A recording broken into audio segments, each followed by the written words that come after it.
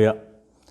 반갑습니다. 2020년 6월 11일 목요일 일산열린교회 정시 기도 시간입니다. 오늘의 제목은 상처 치유입니다. 얼마나 많은 사람들이 과거의 상처를 가지고 아픔과 괴로움의 날을 보내는지요. 그래서 오늘 본문은 창세기 45장 5절입니다. 아마 이 사람만큼 상처가 많은 사람도 없을 것입니다. 요셉입니다. 제가 보겠습니다. 당신들이 나를 이곳에 팔았다고 해서 근심하지 마소서, 한탄하지 마소서. 하나님이 생명을 구원하시려고 나를 당신들보다 먼저 보내셨나이다. 아멘. 그는 많은 상처를 받았어요. 요셉은. 그는 꿈을 가지고 있었지만 꿈을 가지고 있었던 만큼 마귀도 가만히 있질 않았어요. 형들에 의해서 배신받고 그 형들에 의해서 죽음의 우물에다 던져서 죽음을 당할 뻔했다가 또 하나님이 인도하심 따라 애굽에 팔려갔죠. 그것도 종신 노예로 팔려간 거예요. 종으로 팔려간 거예요. 거기다가 보디발의 집 아내에게 완전히 배신당했죠. 그리고 감옥에 갔는데 은혜를 사람들이 잊어버렸죠. 얼마나 많은 상처가 있겠습니까? 가는 곳마다. 그러나 그는 하나님을 의지하고 문제가 오면 올수록 더 주님 가까이 갔다고 하는 거예요.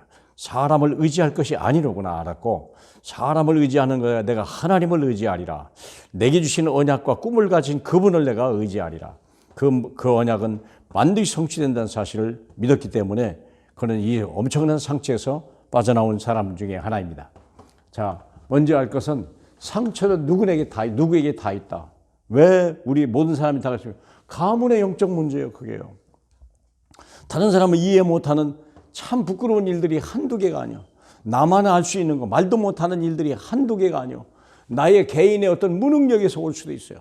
잘못된 환경에서 오고 잘못 나의 무능에서부터 그런 일이 한두 개가 아니죠.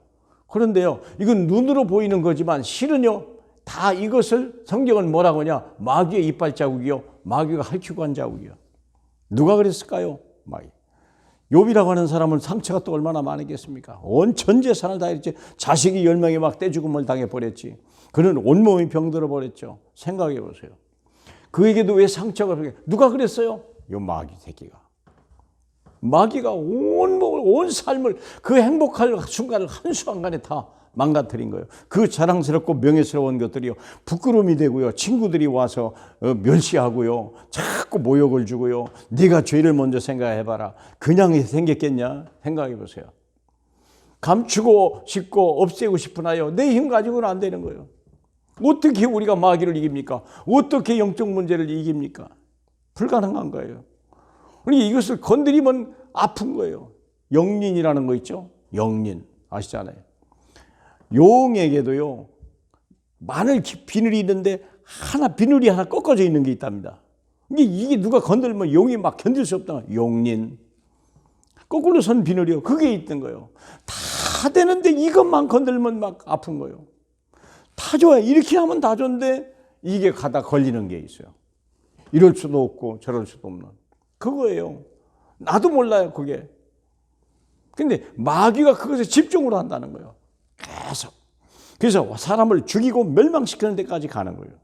이것 때문에 가정이 파괴되고요, 우울증이 오기 시작하고요, 더 큰 증오와 미움과 이 자살 속이고요, 심지어는요 살인 폭력까지 있는데요. 근데 왜 그런 일이 모르는 거예요? 나도 왜 이러지 잘 모르는 거예요. 얼마나 많은 사람이 그 가문에 상처를 입는데 이게 영린으로 있다는 걸 모르는 거예요. 자기도 모르는 거예요. 근데 어느 날 건들면 자꾸 하는 거예요. 이게 그걸 발견하셔야 돼요. 그게 어디서 오냐? 아브라함에게서는요, 본토 친척 아비집이요, 이거요. 우상숭배하지, 별 볼 일 없지, 메마르지, 가난하지. 늘 그거였어. 그렇게 아브라함은요, 땅 얘기만 나오면 막 얼마나 좋아했는지 몰라. 그게 하나님이 좋은 땅 준다고 자꾸 유혹한 거 아닙니까? 예, 보세요. 그게 우울증이 있을 거예요. 그 다음에 또 아브라함은 또 하나 약점이 있죠. 자식이 없는 거예요. 그러니 이런 상처를 누가 건들기만 하면요. 생각해봐요. 그런 상처 없는 사람이 어디 있어요? 그런데 이걸 마귀가 철저히 이용한다는 거예요. 절대 치유받지 못하게. 그리고 그걸 자꾸 잊지 못하게 하고 치유받지도 못하게 하고 잊지 못하게 하고 주기적으로 자꾸 드러나요. 자꾸 생각나게 하는 거예요. 근데 이게 사회적으로도 그렇게 해요.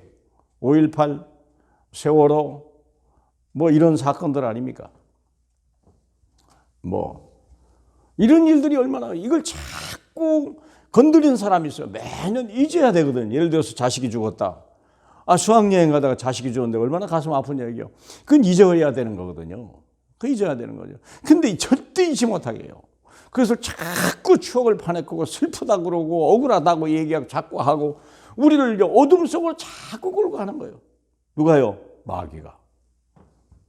이게 나중에는 자기 연민에 빠지고요. 나쁜 정체성을 가져요. 나는 약한 사람. 나는 피해자야. 에? 나는 억울해. 이걸 나의 정체성을 거기서 찾는다니까요. 그러니까 나는 억울한 사람이고 보상받아야 되고 인정받아야 되고 불쌍히 이런 연약한 존재로 열악한 존재로 남을 살려야 되고 세상을 변화시켜야 될 사람인데 아주 그냥 누군가 동정이나 바라고 이런 사람 돼버린 거예요.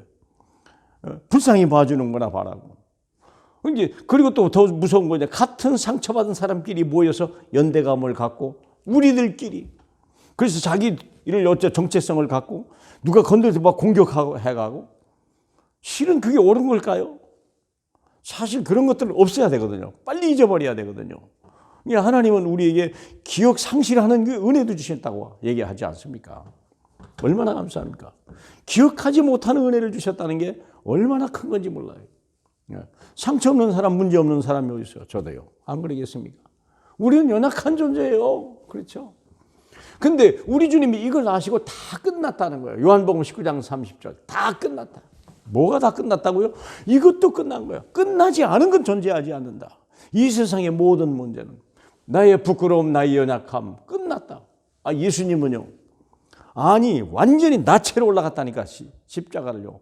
그것도 여자들 앞에서 사랑하는 평소의 여자들 앞에서 젊은 여자들 앞에서 젊은 남자가 늙은 남자도 혹시 벌거 벗으면 부끄러울 텐데 젊은 남자가 보세요. 그 연약함 어쩔 수 없이 끌려간 거예요. 그런데 뭐 그분은요 담대하게 왜 끝났다고 외쳐버린 거예요. 그에게 더 이상 부끄러움이나 연약함은 존재하지 않은 거예요. 그렇죠? 육으로 나고 영으로 거듭나라. 이게 다 육의 생각이 있더리거든요. 그래서 영으로 거듭나야 돼요. 끝났음을 선포해라. 영적인 존재로 우리가 그렇게 해야 돼요. 빛 가운데 드러나. 우리는 빛의 자녀들이요. 우리는요. 우리는 어둠의 자식들이 아니요. 빛 가운데 있어라. 더 이상 부끄러워하지 마라. 남 앞에 드러내버려야 돼요. 보세요. 그래서 이것을 반판 삼고 갱신의 기회를 삼고 일해야 돼요. 오프라 윈프리 같은 사람 이 얘기 다 알잖아요. 어린 나이에 강간당하고 막 그냥 비참한 생활하고 V찌찌 아시잖아요. 저 호주에 사지가 하나도 없네. 근데 부모는요. 야, 네가 뭐가 장애인이냐? 너 눈, 코 다 입 보이는데. 남들 다른 형제들 설거지 할 때 자기도 설거지 다 시켰다고 그러고만. 세상에 손다리 팔보름 넘어 설거지 다 시키고. 그게 부모가 그렇게 가르친 거예요. 어두움이 아니다. 너는 빛이다. 목사님들, 목사 아들 아닙니까? 많은 사람을 살려냈어요. 네. 자기는 절망하지 않는다. 팔다리가 없어도 자기 일어나는 걸 가르쳐 그걸 하고 많은 사람에게 아이들에게 막 변화를 주고 이 어두움에 잡혀있는 사람들에게 빛을 주는 거예요. 우리가 그런 사회죠. 많은 사람을 빛으로 인도하는 정인이 되라. 하나님의 계획은 거기 있어요. 왜 내게는 이런 억울한 일을 줬을까? 하나님의 그 똑같은 문제를 가진 사람이 하나님 앞에 네가 먼저 정인 되라. 억울한 보상받는 게 아니라 나는 하나님이 보상해 줬다. 가치끼리 모이는 게 아니에요. 이제 치유하는 정인끼리 모이라. 치유하는 길이 보이라. 이제 밝은 빛으로 나는 그 조직을 만들어야 돼요. 어두움의 조직이 아닌 빛의 조직을 만들어 가야 돼요. 그게 하나님의 계획이에요. 하나님의 큰 계획 속에 찾아. 요한복음 9장 1절로 11절로 2절을 그러잖아요. 날 때부터 소경이 됐으니까 사람들은 뭐라고 그래요? 누구의 죄냐? 본인의 죄입니까? 부모의 죄입니까? 다 그런 눈으로 보는 거예요. 아니 눈 먼 것도 안 보는 것도 억울해 죽겠는데 다 죄인 취급하네. 왜 이게 어둠의 일이거든요. 그런데 빛으로 오신 하나님 예수님은 뭐라고 말했냐? 하나님의 일을 나타내고자 하십니다. 이걸 발견하셔야 돼요. 빛의 일을 생각하셔야 돼요. 우리가 연민을 갖고 다 나쁜 건 아닙니다만 그건요 더 이상 도움이 아니요. 같이 울어주는 거 나쁜 건 아닙니다만은 그것은 좋은 일은 아니에요. 그걸 우리가 계속하면 안 돼요. 창세기 45장 5절 요셉이라고 하는 사람은요 완전히 박차버렸어요. 형들에게도 얘기할 수 있잖아요. 당신들이 이럴 수 있었습니까? 내가 이런 날 올 줄 알았습니다. 이 무슨 염치로 왔습니까? 그 말할 수 있겠잖아요. 그것은 자기가 상처가 치유가 안 됐다고 하는 증거예요. 요셉에게 상처가 그런 말을 하면요. 근데 완전히 치유된 거예요. 형들이요, 두려워하지 마세요. 하나님이 생명을 구하라 하시고 당신들이 나를 이곳에 팔았다고 해서 근심하지 마소 한탄하지. 파는 게 축복이요. 이게요. 노예로 끌려간 게 축복이요. 이게 애굽보고마, 세계보고마의 자기 꿈을 이루는 길이었음을 알게 되는 거예요. 하나님 안에서는 버릴 게 하나도 없다는 걸 아는 거예요. 하나님이 하나님이 생명을 구원하시려고 나를 당신들보다 먼저 보내셨나이다. 그러면서 이 땅에 앞으로 이 6년이 남았으니 형들을 도와주는 거예요. 형이 불쌍해 보이는 거예요. 그들이 불쌍해 보이는 거예요. 이게 상처가 치유받은 사람의 말입니다. 치유받아야 돼요. 치유받은 사람만이 세상을 살리는 거예요. 에스더에게도 부끄러움이 있다니까 유다 사람. 이게 큰 약점이요. 생각해 보세요. 하만이라는 사람이 유대인이라니까 막 이를 갈잖아요. 유대인이 누굽니까? 빛의 자녀들 아닙니까? 근데 빛의 자녀가 포로 끌려갔네. 생각해 보세요. 얼마나 부끄럽겠어요. 이게 감췄는데 어느 날 드러낸 게 있잖아요. 이제 어려움이 안 돼. 그때 내가 죽으면 죽으리라. 뭘 하는가? 유다인인 걸 얘기하겠다는 거예요. 사랑하는 여러분, 빛으로 드러나야 세상을 살리고 흑암이 무너지는 거예요. 내가 감추려고 하면 어두움이 더 나를 감싸는 거예요. 기생랍이라는 거 알잖아. 아니 왜 랍이면 랍이지 기생이 따라옵니까? 생각해보세요. 성경에 기생랍이랑 6번 나오는데 전부 기생이 더 붙어 있어요. 하나 좀 띄우면 안 됩니까? 생각해보세요. 얼마나 자랑스럽습니까? 그러나 왜냐하면 이는 승리자요. 그러니까 기생이라는 것이 오히려 더 영광이 되는 거예요. 그래서 기생랍, 부끄러운 이름인 것 같지만 영광스러운 이름. 어떻게 기생인데도 이런 축복을 받았냐. 이게 다윗의 혈통이 됐잖아요. 그리스도의 혈통이 나와버렸잖아요. 여러분, 어둠을 생각하지 말고 빛을 생각하라. 우리가 육신의 일을 생각하지 말고 하나님의 일을 생각하라. 그래야 상처가 치유되는 거예요.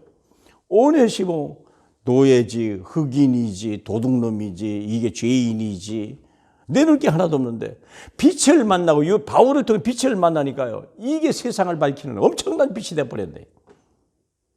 바울도 그렇죠. 보세요. 고린도후서 12장 9절에 자기에게는 가시가 있었잖아요. 이 얼마나 부끄럽습니까? 전도자인데. 전도자가 강건해서 하면 안 좋겠습니까? 근데 꼭 약점이 있네. 아니 자기 문제 자기 해결. 남의 병은 다 고쳤는데 자기 문제는 해결이 안 되네. 참 약점이죠. 어둠이죠. 상처죠. 근데 바울은요 담대히 얘기한 거예요. 약한 것을 자랑하느라. 이유는 뭐냐? 내 은혜가 내게 족하다. 하나님의 은혜가 족하면 돼요. 우리는 하나님 앞에 사로잡혀야 돼요. 어두움을 모든 사람을 다 가지고 있다나. 그런데 이것이 보편화되지 마라. 하나님은 이런 사람을 찾는 거예요. 쓰임받기를 축복하고요. 오히려 하나님의 영광을 돌리고 더 큰 하나님의 계획 속에 달려갈 수 있는 믿음의 사람들로 되기를 주님의 이름으로 축복합니다. 할렐루야. 우리 하나님 아버지, 정말 우리는 내놓고 싶지도 않고 말하고 싶지도 않은 수많은 상처들, 때로는 나도 알지 못하는 상처들, 나도 모르게 화가 나고 나도 모르게 막 부끄럽고 나도 모르게 힘들어하는 그것이 무엇인지 독히 발견하게 하고 그것을 그리스도 앞에 내놓는 어린아이가 마치 조그마한 도시락 하나 그걸 주님 앞에 손에 들려서 수천 명을 먹였던 그 양식과 같이 우리의 이 약함이 오히려 자랑이 되고 증거가 되는 하나님의 사람으로 우리가 쓰임받을 수 있도록 축복하시고 많은 사람을 치유하고 많은 사람을 그리스도에 인도하고 많은 사람을 살리는 일에 쓰임받을 수 이 시대의 치유사역자로 쓰임받게 하옵소서. 예수 그리스도의 이름으로 축복하며 기도하옵나이다. 아멘.